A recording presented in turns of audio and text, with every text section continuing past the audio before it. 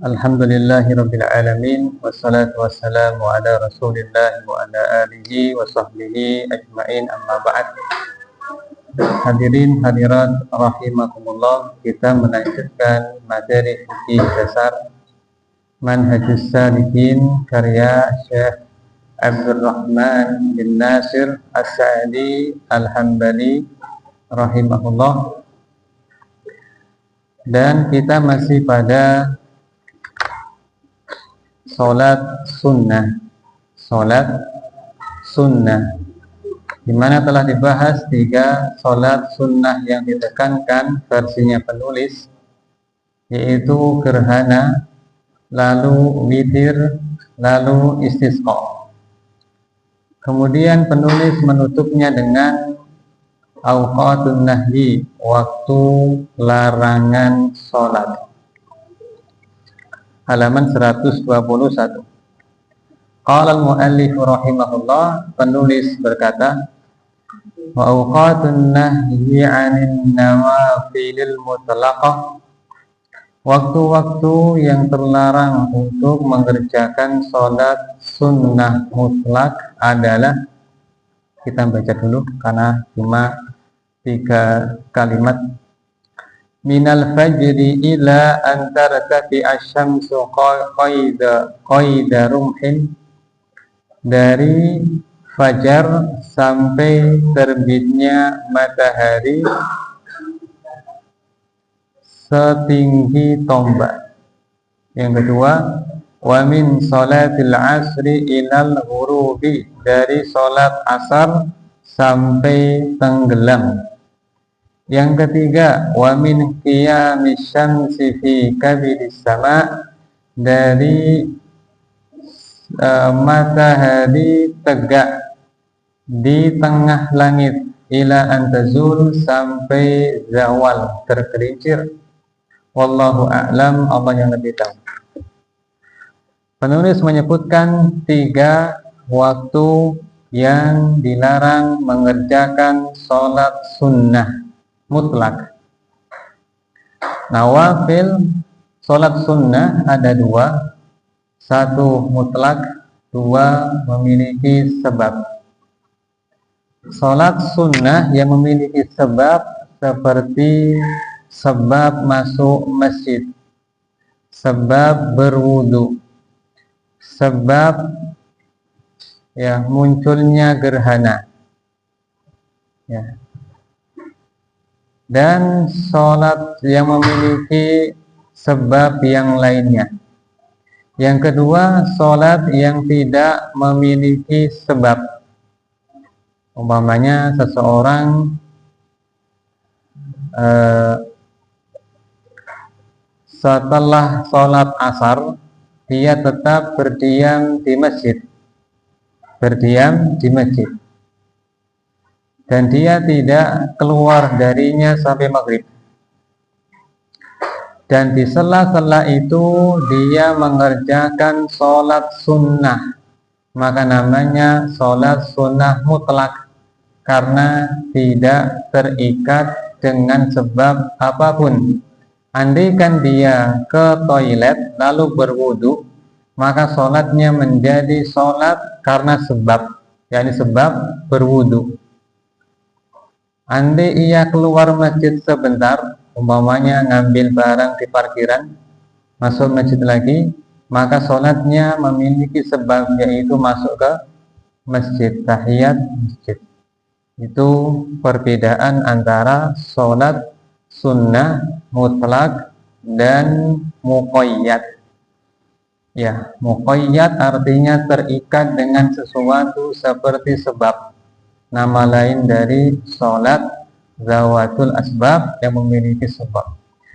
Nah, yang dilarang di sini adalah sholat yang mutlak. Ada 3 waktu larangan, dan penulis telah meringkasnya. Sebagian ahli ilmu membaginya 5, dan penulis menyingkatnya jadi 3 karena 2 waktu bisa digabung. Yang pertama, dari fajar. Fajar artinya terbitnya cahaya, yakni terbitnya cahaya di sini nanti bisa dimaknai dua. Dari fajar sampai matahari naik, matahari terbit qida rumhin atau qaida rumhin, secara satu tombak. Apa maksudnya? Baik, zahir dari ucapan ini dari fajar, yakni tidak boleh sholat apapun dari sholat mutlak dari terbitnya fajar waktu subuh sampai terbitnya matahari kira-kira satu tombak atau kisaran 15 menit setelah terbitnya. Itu zahir di sini ya. Karena ungkapannya setelah fajar, bukan setelah sholat fajar. Sehingga mengerjakan sholat apapun ketika itu tidak boleh dari sholat sunnah mutlak. Kalau ada sebab, contoh rawatib, maka boleh qobliyah subuh. Ini setarnya satu dari dua pendapat. Tapi penulis buku ini dalam kitab yang lainnya merajihkan bahwa maknanya bukan dari terbitnya fajar, tapi setelah sholat subuh. Setelah sholat subuh. Minal fajri ay min sholatil fajri, dari seusai sholat fajar. Demikian terjemahannya. Kalau merujuk pada kitab penulis di buku yang lain, ya, pendapat penulis di buku yang lain, dari setelah sholat subuh sampai terbitnya matahari seukuran tombak, yakni kira-kira 15 menit setelah terbit. Ada yang berpandangan 10 menit, ada yang berpandangan 15 menit, ada yang berpandangan 20 menit. Ini ahli ilmu berbeda pandangan dalam menentukan kira-kira berapa menit untuk waktu syuruk tersebut. Ya. Kita ambil pertengahannya 15 menit untuk hati-hati. Baik. Ini kalau kita perhatikan bisa dibagi dua waktunya. Dari sholat subuh sampai terbit, dari terbit sampai meninggi seukuran tombak. Karena berlanjut, maka penulis ini menggabungkannya kepada satu saja. Yang kedua, wa min sholatil asri illa ilal ghurub, dari sholat asar sampai terbenam. Dari sholat asar sampai tenggelam.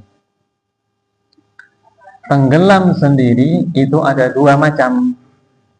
Satu, yang tenggelam itu piringannya.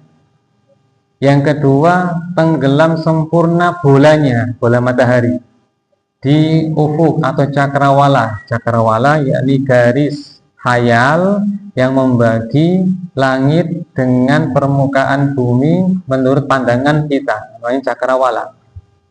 Kalau bola mataharinya telah masuk, itu juga tenggelam.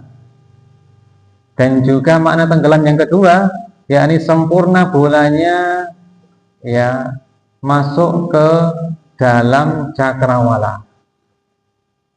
Ada gambaran ya? Ya, ini ibaratkan cakrawala ya, garis khayalan yang membagi langit dengan permukaan bumi. Ketika bolanya masuk sempurna, itu tenggelam. Ya, saya tanya, waktu maghrib itu dimulai dari permukaan matahari menyentuh cakrawala, ataukah bulatannya masuk semua?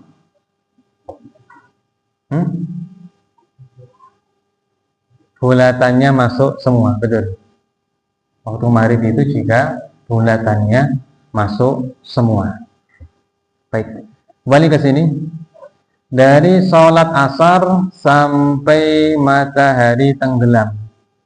Dan dari kitab yang lain, maka maksudnya adalah tenggelamnya bulatannya, atau terjemahan lainnya hingga sempurna tenggelamnya, hingga sempurna tenggelamnya. Sekarang yang ketiga, wa min qiyami syamsi fi kabidis sama, sejak matahari di tengah langit, tepat di tengah langit. Ini pun juga menyesuaikan dengan orangnya, ya. Mungkin si A di sini ketika mataharinya itu tepat di atas kepalanya, maka dikatakan itu waktu larangan sholat, disebut dengan qiyamis syams fi kabidis sama. Posisi matahari tepat di tengah langit menurut perspektif seseorang, ya. Ila antazul, sampai dia bergeser.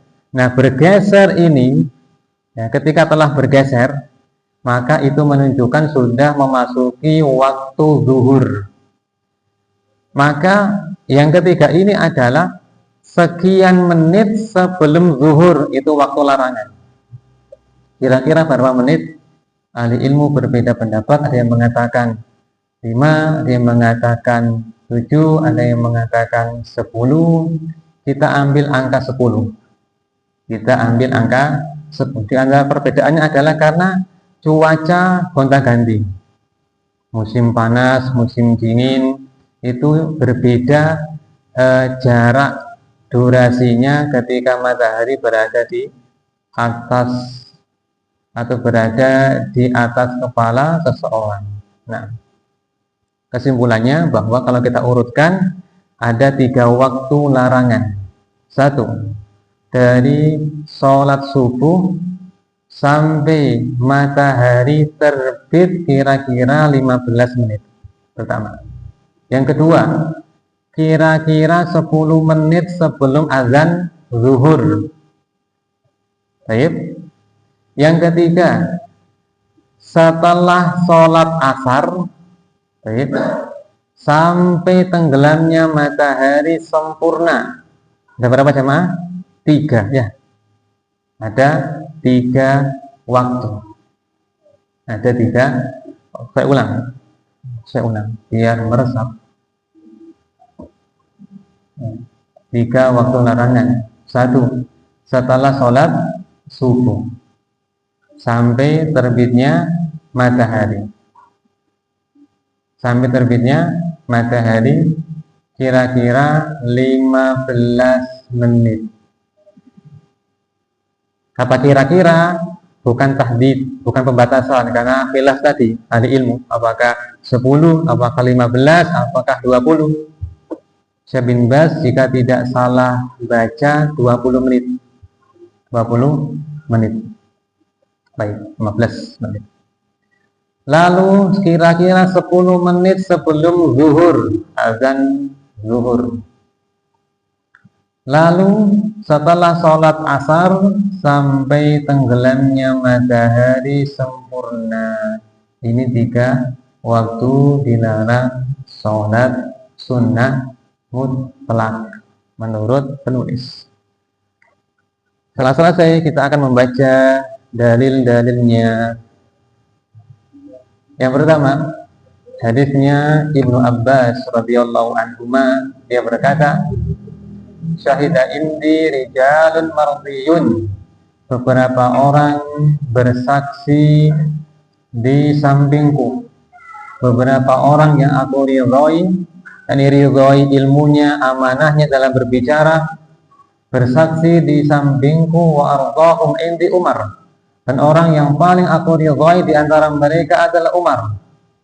Apa persaksian mereka? Anna Nabiyya sallallahu alaihi wasallam naha anis salati ba'da subhi wa anis salati ba'da al-asri. Ya. Bahwasanya Nabi sallallahu alaihi wasallam melarang salat setelah subuh. Ungkapannya setelah subuh, bukan setelah sholat subuh. Makanya ulama khilaf pendapat tadi, ya, melarang sholat setelah subuh hatta tatlu asyams, hingga matahari terbit. Hingga matahari terbit. dan setelah sholat asar hingga matahari tenggelam. Baik, ini berupa larangan. Yang kedua berupa kata kerja fi'il nahi. Dalam hadis Ibnu Umar radhiyallahu anhu, kata Nabi sallallahu alaihi wasallam, la taharrau bi salatikum tulu asy-syamsi wala ghurubaha. Kalian jangan sengaja mencari-cari salat kalian pada waktu terbitnya matahari maupun pada waktu tenggelamnya. Berupa apa nih? Larangan langsung dari ucapan Nabi sallallahu alaihi wasallam. Sementara asal dari larangan adalah haram. Asal dari larangan adalah haram. Apakah sepakat haram? Tidak. Ahli ilmu ada yang memandang hukumnya tidak sampai haram, tapi makruh saja. Karena adanya hadis yang lain, ketika mereka gabungkan, maka turun dari haram kepada makruh. Baik. Kemudian hadis yang lainnya yang merinci lagi. Itu hadisnya Amr bin Abasa As-Sulami radhiyallahu an. Dia berkata, Nabi sallallahu alaihi wasallam bersabda, atau dia berkata, Amr bin Abasa, salatu sa'atin kana Rasulullah sallallahu alaihi wasallam yanhana an nusalliya fihinna. Ada 3 waktu di mana Rasulullah sallallahu alaihi wasallam melarang kami dari salat. Wa nakbura fihinna mautana, serta melarang kami menguburkan jenazah pada waktu tersebut. 3 waktu. Kapan itu? 1. Hina tadlu'u syamsu bazighatan hatta taghrib. Hatta tatlu. Hatta tartafi. Ketika matahari itu terbit sampai ketika terbitnya fajar sampai terbitnya matahari. Dari terbitnya fajar hatta tatlu asyams, hingga terbitnya matahari. Ini yang pertama. Yang kedua, ketika matahari tepat di atas. Yang ketiga, ketika matahari itu tenggelam, yatawayyafu syamsu lil ghurubi hatta taghrub, ketika matahari mulai tenggelam sampai sempurna tenggelam. Maka 3 larangan ini jika digabung dengan hadis tadi, hadis Ibnu Abbas, hadis Ibnu Umar, maka menjadi 5. Kalau kita perhatikan, menjadi berapa? 5 waktu larangan. Dari subuh sampai terbit sampai seukuran tombak. Berarti 2. Yang ketiga, ketika tepat di atas kepala, yakni sebelum zawal.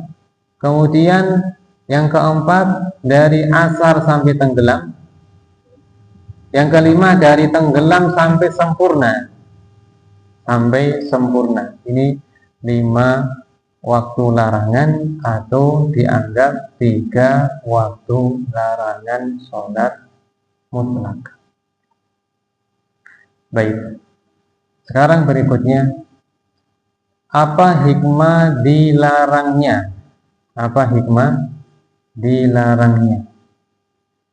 Hikmah dilarangnya adalah Nabi Shallallahu Alaihi Wasallam menyebutkan dalam hadis Amr bin Abasah, namun yang pertama tadi bukan hadisnya Amr ya, hadisnya Uqbah bin Amir. Saya keliru. Dalam Sahih Muslim disebutkan bahwa Nabi Shallallahu Alaihi Wasallam bersabda, "Sholli sholatas subahi tsumma aqsir."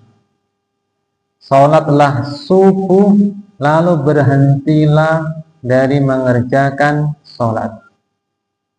hatta tartafi asyam hatta tatlu asyamsu hatta tartafi, hingga matahari terbit dan naik.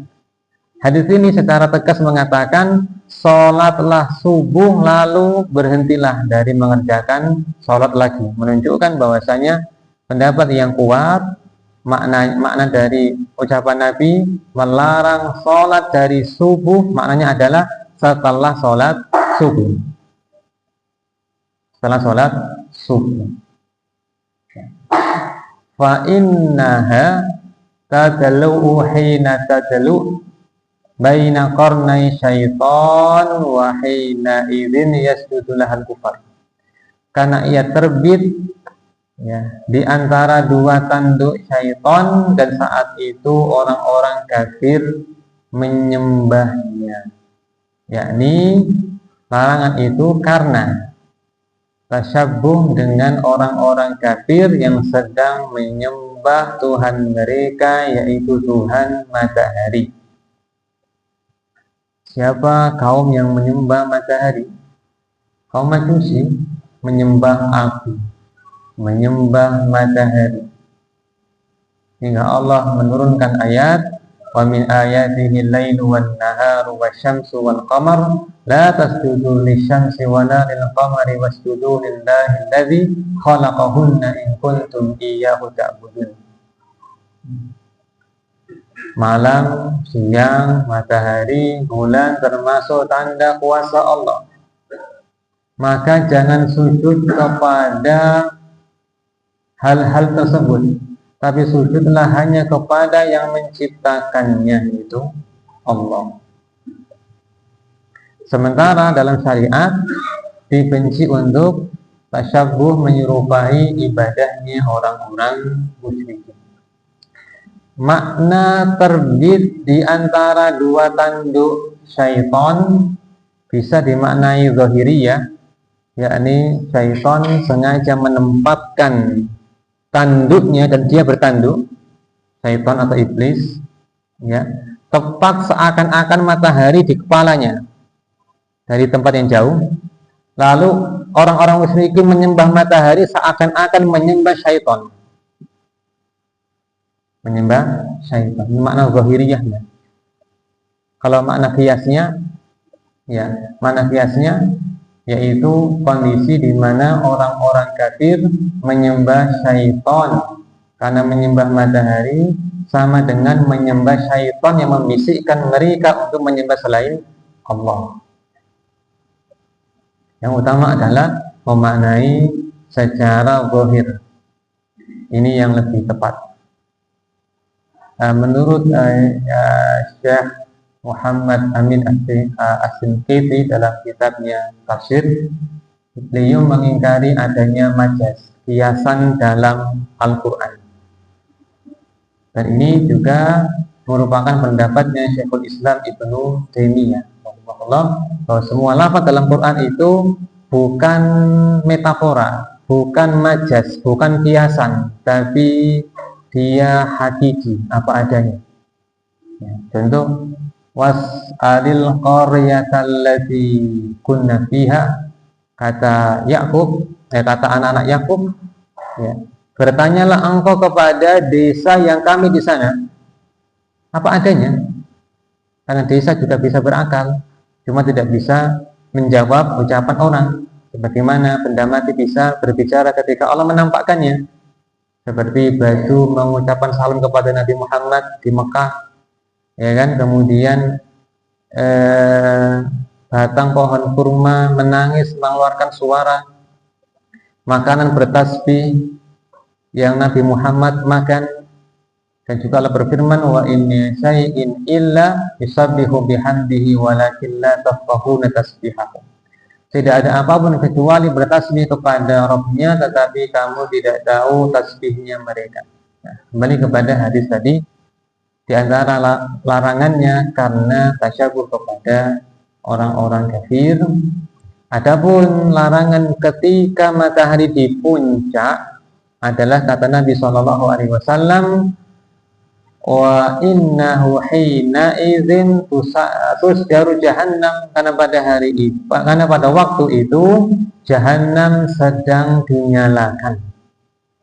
Jahannam sudah menyala dan ditambah nyalanya itu ketika tengah hari, maka sangat panas sekali. Itu bagian dari imbas neraka. Di neraka itu ada efeknya bagi penduduk bumi berupa panasnya. Ya, idza staddal harru fa'abridu bis-shalah fa inna shiddatal harri min fayhi jahannam. Apabila cuaca sangat panas sekali, maka tundalah sholat zuhur sampai agak adem, karena sangat panasnya cuaca bersumber dari uapnya jahannam, dan jahannam itu ada efeknya kepada penduduk bumi. Antaranya ketika sedang di tengah langit.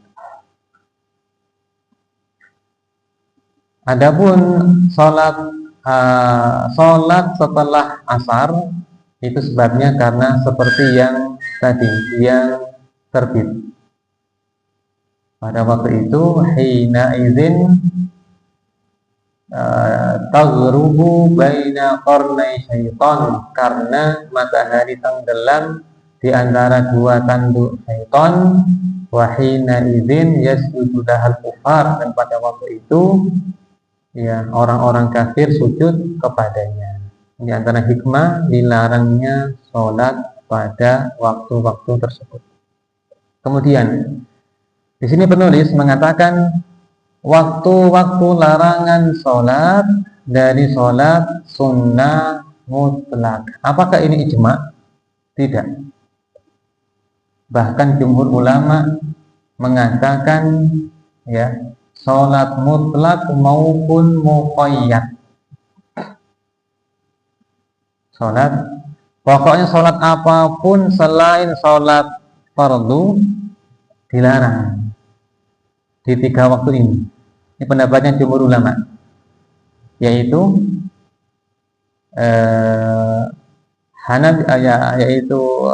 Hanafiyah, kemudian Malikiyah, kemudian Hanabilah. 3 yang berpandangan mutlak adalah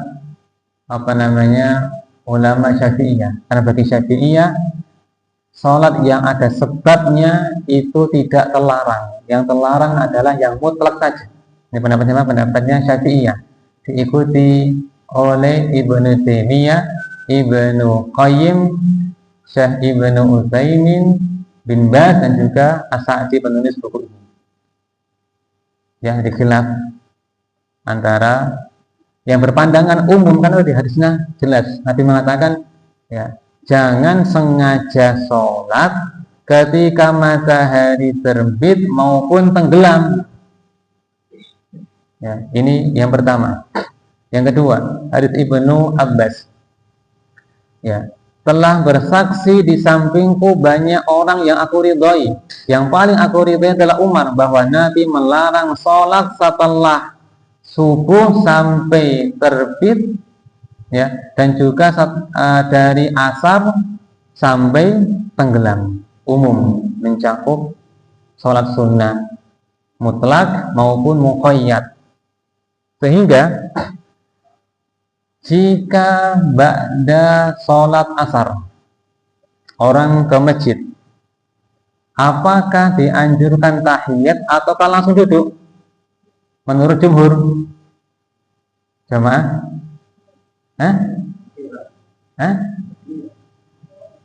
gimana? Saya ulang. Jumhur mengatakan ya, larangan ini berlaku untuk sholat mutlak maupun muqayyad. Muqayyad artinya memiliki sebab, tetap dilarang. Pendapatnya jumhur, kebanyakan ulama, yaitu Hanafiyah, Malikiyah, dan Hanabilah. Maka ketika waktu asar dia ke masjid dan telah sholat asar, apakah dia tahiyat ataukah tidak? Menurut jumhur tidak tahiyat, langsung duduk. Langsung duduk. Jelas? Dan ini juga bagian dari pendapatnya Malikiyah. Ibnu Hazm itu ditegur gara-gara ini. Ibnu Hazm, ya, Ibnu Hazm pernah dia melakukan sholat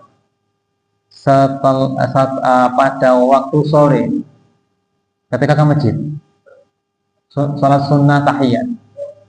Sementara di Andalusia itu mazhabnya Maliki. Maka orang-orang menegurnya, kenapa kamu sholat? Ini waktu larangan. Hanya beliau belajar ilmu syar'i hingga menjadi imam besar, ya, Imam Abu Muhammad Ibnu Hazm al-Andalusi. Nah, gitu ya. Saya ulang, ini pendapatnya jumhur. Pendapatnya sebagian ulama yaitu Syafi'iyah dan juga salah satu riwayat dari Imam Ahmad dipilih oleh Ibnu Taimiyah, Ibnu Qayyim dan juga Syekh Ibnu Utsaimin bin Baz bahwa sholat yang memiliki sebab tidak dilarang. Sehingga di waktu sore ketika ke masjid dianjurkan sholat tahiyat masjid. Jelas jemaah? Ini khilaf di antara ahli ilmu tentang masalah tersebut. Berikutnya, dan yang kuat yang mana? Yang kuat pendapatnya tadi, pendapatnya Syafi'iyah, Ibnu Taimiyah, karena banyak hadis yang menerangkan bahwasanya Nabi mengerjakan sholat setelah waktu ketika datang waktu larangan, seperti hadisnya Ummu Salamah atau Aisyah, Nabi pernah sholat setelah asar, yaitu qadha dari sholat sebelumnya yang tidak dikerjakan karena sibuk menjamu tamu, ya, menjamu tamu. Dan juga kata Nabi SAW tentang sholat gerhana, idza ra'aitumuhuma fafza'u ila sholat. Apabila kalian telah melihat keduanya, yakni gerhana matahari atau gerhana bulan, segera sholat. Dan tidak dijelaskan, sehingga ada kemungkinan gerhana terjadi di sore hari, di waktu larangan. Tetap sholat. Mungkin ya. Sekarang berikutnya, sholat jenazah bagaimana? Mensolati jenazah ketika sore hari, apa hukumnya? Boleh apa tidak? Menurut tadi sebagian ulama boleh, ini kan Syafi'iyah, Ibnu Taimiyah dan lainnya memperbolehkannya. Ya. Tapi hadis yang tadi, hadisnya Uqbah bin Amir al-Juhani menyebut, ya, 3 waktu yang Nabi melarang kami sholat dan juga mengubur mayit-mayit kami, diantaranya adalah asar sampai tenggelamnya matahari. Kalau ini diambil zahirnya, maka tidak boleh sholat mayit di waktu asar, pada sholat asar. Menunggu berarti, ya, menunggu maghrib, ya. Ini menurut yang mendapat ini. Tapi yang rajih adalah insyaallah pendapatnya Syafi'iyah yang diikuti oleh sejumlah para ahli ilmu, yaitu yang memiliki sebab itu diperbolehkan, seperti yang dikuatkan oleh Syekh As-Sa'di dalam kitab ini. Nah, selesai. Allahu a'lam untuk larangan sholat pada 3 waktu yang terlarang. Silakan jemaah jika ada yang ditanyakan sebelum dilanjut. Oke.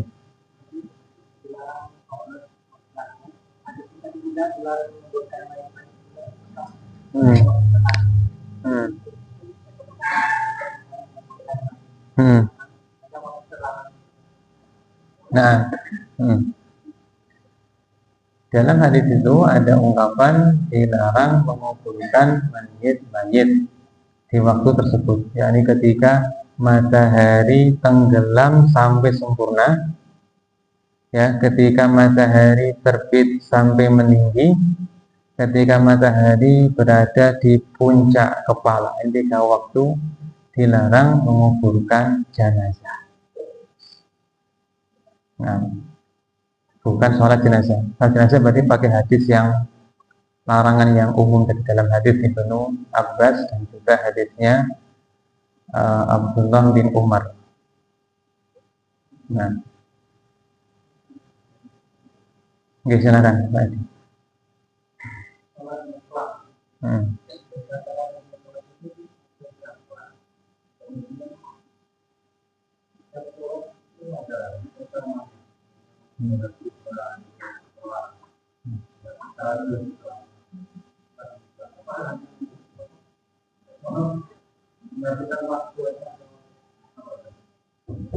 Nah,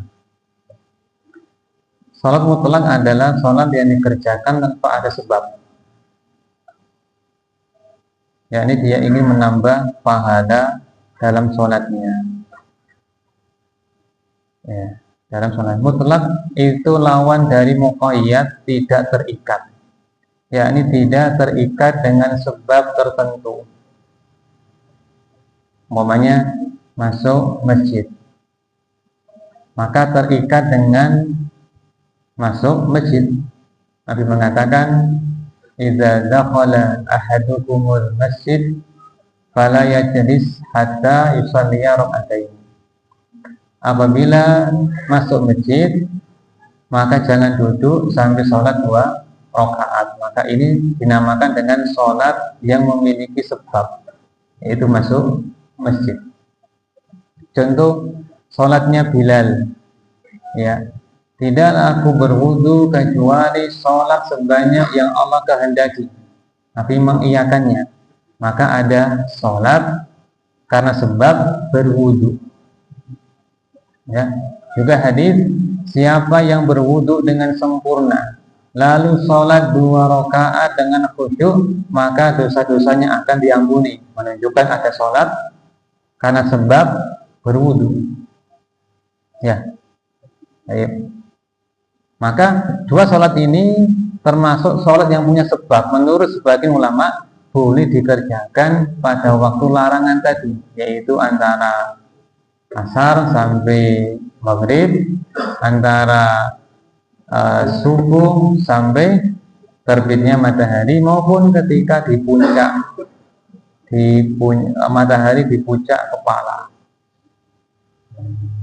Itu lawannya adalah mutlak tadi. Mutlak Pak. Apa contohnya sholat mutlak? Contoh gini, kita tidak punya sebab, ya kan? Setelah sholat subuh kan berdiam di masjid, ya, sudah baca Quran, sudah zikir, pengen sholat, maka dikatakan sholat mutlak tanpa ada ikatan apapun. Itu yang menjadi larangan dalam hadis itu, sholat mutlak. Demikian. Apakah ada pengecualian? Ada. Mutlak ada pengecualian, yaitu mutlak yang dikerjakan menunggu khotib naik mimbar, maka boleh. Ya. Yang kedua, sholat di pelataran Masjidil Haram, maka boleh kapanpun. Ya. Rasul berkata kepada orang-orang Quraisy, kalian jangan melarang orang yang tawaf ataukah sholat kapanpun mereka mengerjakannya, di malam atau siang hari. Maka ini pengecualian, 2 kondisi yang dikecualikan dari sholat sunnah mutlak.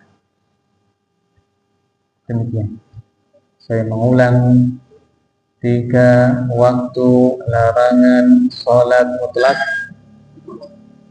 yaitu setelah sholat subuh sampai terbitnya matahari kira-kira 15 menit.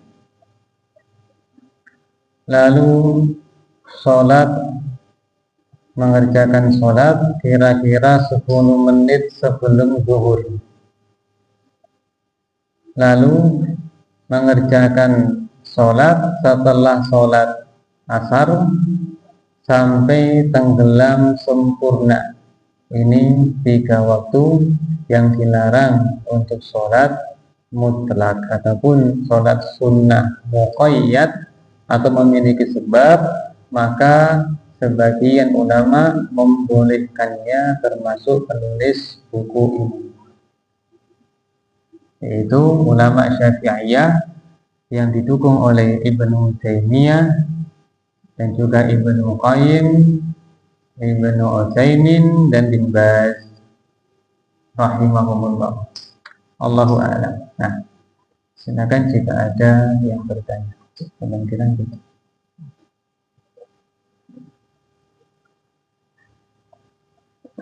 Baik. Sekarang kita lanjut bab berikutnya. Babu sholatil jama'ati wal imamati. Bab sholat berjamaah dan menjadi imam. Al-imamah yakni menjadi imam. Fikih tentang sholat berjamaah dan menjadi imam. Berkata penulis rahimahullah, wa hiya fardhu 'ainin lis-shalawatil khamsi 'alal rijal hadara wa safara. Hukumnya fardhu 'ain untuk sholat 5 waktu atas laki-laki, baik dia sedang mukim maupun safar. Fardhu sinonimnya wajib, ain artinya individu. Ain itu banyak maknanya, terkadang bermakna mata, bermakna sumber air, bermakna person. Di sini bermakna person. Fardhu ain, fardhu tiap individu muslim, yakni yang wajib sholat, yaitu muslim mukallaf. Mukallaf artinya dia baligh dan berakal. Baligh dan berakal. Adapun anak yang mumayyiz sholatnya sah tapi belum wajib sholat fardhu berjamaah. Itu ya. Kita ulang. Hukumnya fardhu ain untuk sholat 5 waktu. Maka dikecualikan sholat Jumat, yakni juga wajib karena ia ganti dari sholat zuhur. Sholat zuhur. Maka selebihnya tidak wajib. Contoh, sholat ya Idul Fitri, Idul Adha, apakah wajib berjamaah? Jamaah? Tidak wajib. Boleh sendiri. Boleh sendiri. Sholat khusuf gerhana, apakah wajib berjamaah? Tidak, boleh sendiri. Dengan gerhana di masjid tidak ada jamaah, dengan sholatnya di rumah, maka boleh menurut jumhur ulama, karena bukan syarat keabsahan sholat. Nah, di sini ya, fardhu ain untuk sholat 5 waktu. Al-rijal bagi laki-laki, adapun perempuan maka tidak wajib, tapi boleh ikut berjamaah. Kata Nabi SAW, la tamna'u ima Allahi masajid Allah. Jangan melarang, wahai para suami, para wanita, hamba-hamba Allah menuju masjid, yakni untuk sholat berjamaah. Tetapi sholat mereka di rumahnya lebih utama daripada sholatnya di masjid. Artinya lebih banyak pahalanya. Ketika Nabi membolehkan, menunjukkan terkadang dalam kasus yang lainnya lebih utama. Ketika ada sebab yang lain, umpamanya taklim, dia butuh taklim, atau tarawih, dia kalau di rumah itu gak konsentrasi, pengen cepet-cepet saja, karena juga terluput. Tapi kalau di masjid dia bisa rutin rokaatnya, panjangnya, khusyuknya, maka lebih utama dalam momen tertentu. Tapi secara umum berjamaah bagi perempuan di rumah lebih utama, sendirian maupun berjamaah. Kata Allah Ta'ala, waqarna fi buyutikunna, hendaknya mereka menetap di rumah, wala tabarrajna tabarrujal jahiliyatil ula, dan jangan berhias ala jahiliyah, wa aqimna shalah, dan dirikanlah salat. Ini ada kaitannya. Asalnya di rumah, jika keluar ada hajat silahkan, tapi jangan berhias, yakni pakai parfum dan berpakaian tapi telanjang. Kemudian dirikanlah sholat, artinya sholatmu di rumahmu lebih utama daripada sholatmu di luar rumahmu. Nah, bagi kaum perempuan. Kembali kepada ungkapan penulis, hukumnya fardu ain untuk sholat 5 waktu atas laki-laki, baik dia sedang mukim maupun safar. Penulis menguatkan pendapat ketika safar juga wajib sholat berjamaah. Bagaimana batasannya? Batasannya adalah ketika dia mendengar azan. Kapan tidak mendengar azan, maka tidak wajib baginya. Dan Syekh bin Baz rahimahullah menyatakan bahwasanya kewajiban sholat berjamaah bagi laki-laki adalah ketika mendengar azan tanpa mikrofon. Seandainya ada orang azan tanpa mikrofon, pengeras suara, dan jangkauannya itu mencapai dia, maka dia wajib sholat. Jika tidak mencapai, maka tidak wajib sholat, tapi dianjurkan menghadiri sholat. Berdasarkan hadisnya orang yang buta, ya Rasulullah, apakah ada keringanan atasku? Kata Rasulullah, hal tasma'un nida, apakah kamu mendengar azan? Nabi mengkaitkan dengan mendengar azan. Azan di zaman Nabi tidak pakai mikrofon. Ini dipahami oleh Syekh bin Baz rahimahullah. Demikian ya. Sekarang berikutnya. Di sini enggak disebutkan di masjid. Ya. Salat berjamaah itu fardu ain berjamaah. Karena ulama Hanabilah berselisih pendapat. Apakah di masjid itu sunnah ataukah wajib? Setelah mereka sepakat bahwasanya jamaah itu wajib. Ya. Hanabilah yang muktamad mengatakan tidak wajib. Yang saya dengar langsung dari Syekhuna Dr. Sa'id bin Samir Al-Hadari dalam majelis Sunan Abu Dawud. Bahwa Hanabilah itu berpandangan di masjid hukumnya sunnah, yang wajib adalah jamaahnya. Sebagian Hanabilah memandang di masjid wajib. Ini yang dipilih oleh Syekh Saleh Al-Fauzan, Ibnu Utsaimin, dan Syekh bin Baz rahimahumullah. Nah, hadron wa safaron, hadir maupun safar, jadi sedang mukim maupun sedang safar. Kalau orang safar boleh jadi mendengar azan, boleh jadi tidak.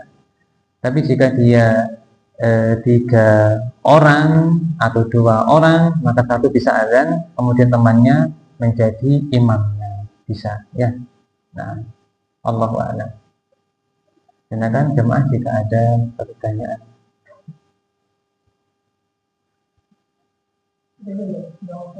Oh ini ya. Ya, maaf.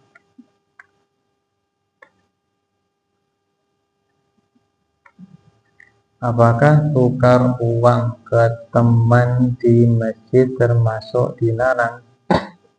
Contohnya 100 tukar 52 mungkin ya.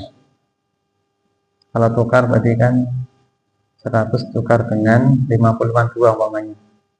Tukar menukar uang namanya as-sorfu ya, masuk kategori as-sorfu.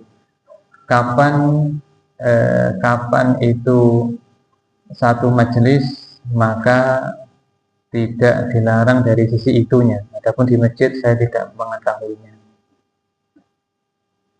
Nah, ada hadis yang mengatakan ketika ada orang jual beli, ya la arbahallahu tijaratak, semoga Allah tidak memberkahi daganganmu. Ketika ada yang mencari barang hilang, semoga Allah tidak mengembalikan barangmu.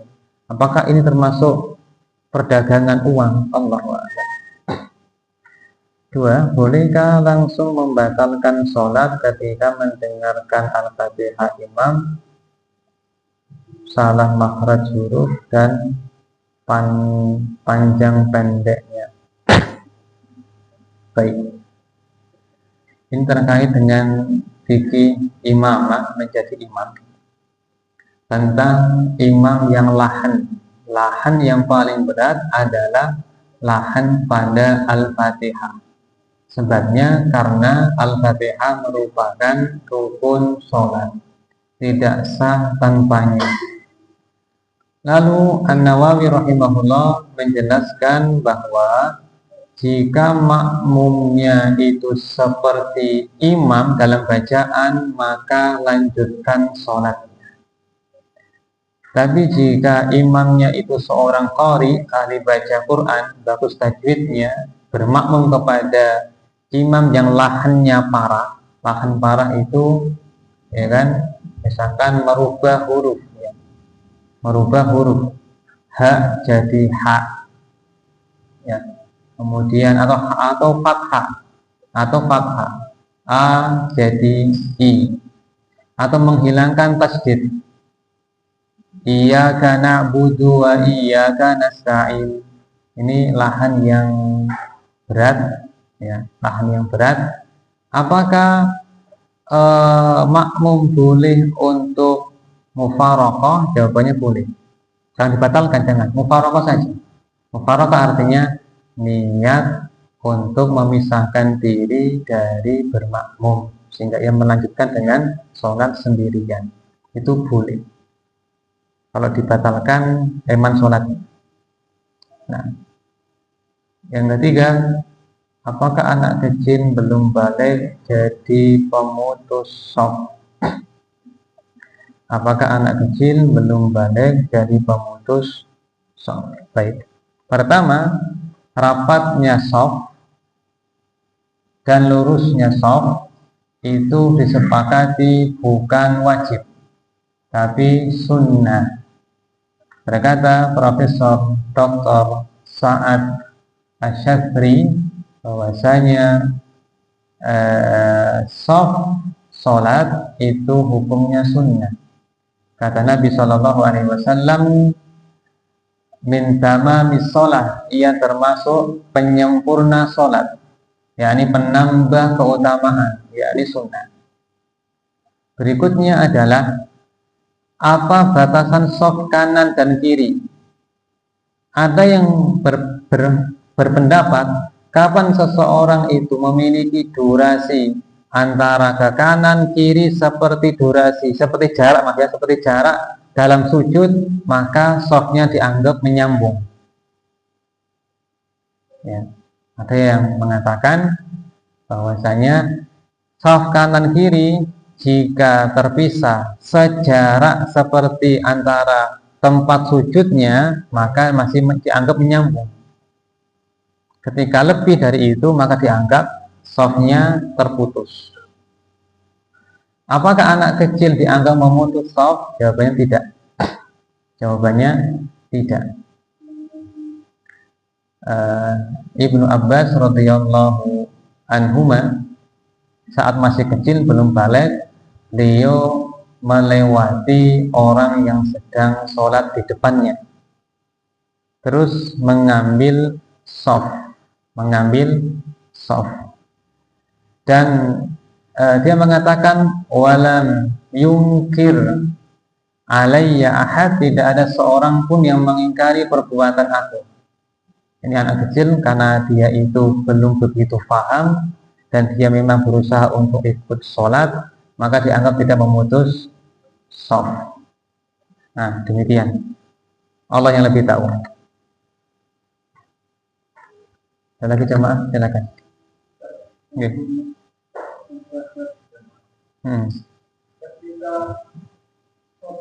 Yang pertama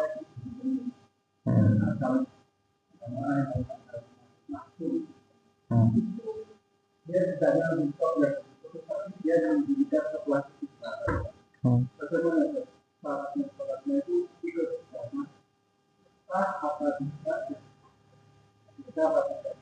sendirian ya, ataukah ada temannya?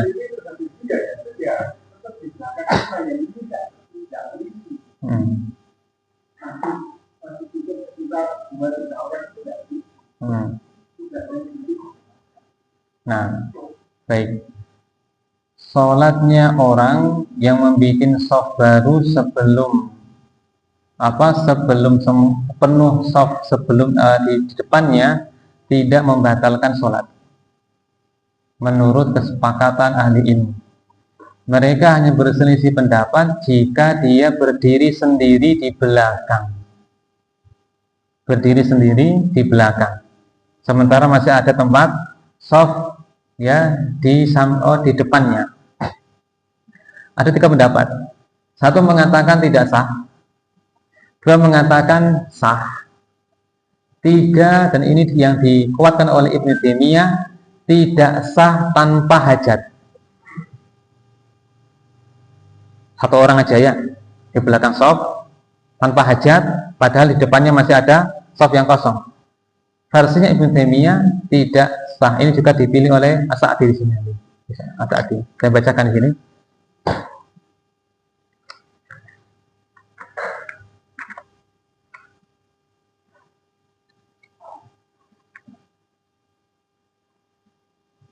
Ini ya, nomor 148. Wa man shalla fadzan rak'atan khalfas shaffi li ghairi uzrin a'ada shalatah. Siapa yang sholat sendirian dan mencapai 1 rakaat di belakang shaf tanpa ada uzur, maka dia harus mengulangi sholatnya. Satu orang ya, satu orang belakang sendirian. Tapi kalau dia ada temannya, maka dia dianggap gabung dengan jamaah. Ini pendapat tadi pertengahan. Tapi jika ada hajat maka tidak mengapa. Contoh ya, dia bawa anak. Anak ini jika diajak nanti khawatir mengganggu shaf jamaah, maka sang bapak ini sholatnya di belakang untuk menjaga anaknya. Maka hajat tidak mengapa, karena hajat meskipun terpisah dari shaf jamaah.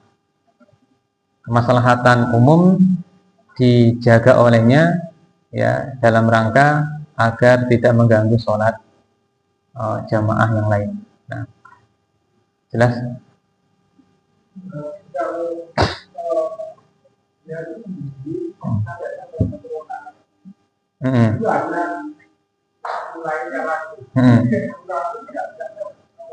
Kalau di sini penulis mengatakan siapa yang sholat sendirian 1 rakaat di belakang shaf tanpa uzur, maka dia harus mengulang sholatnya. Maka berdasarkan ini dia sholatnya nggak sah. Tapi jika kasusnya adalah 2 orang bersama-sama, maka sah menurut penulis ini. Demikian. Nah,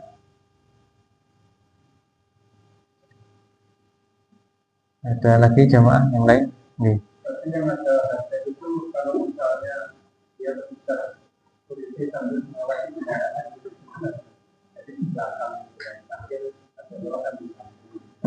iya, iya. Kalau dia ikut sholat maka sah sholatnya. Dan dia, iya ada hajat ya. Dia sholat sambil menjaga keamanan. Boleh seperti yang terjadi di beberapa di Masjidil Haram, yaitu sholat mereka terpisah dari dari jamaah di tanah di depan masjid. Mereka di emper-empernya itu melakukannya. Nampaknya itu sudah mendapatkan fatwa dari ahli ilmu di sana. Allahu a'lam. Nah, baik, kita akhiri sampai di sini. Allahu taala alam. Allahumma shalli wa sallim ala nabiyyina Muhammadin wa ala alihi wa sahbihi ajma'in. Walhamdulillahi rabbil alamin. Wassalamualaikum warahmatullahi wabarakatuh.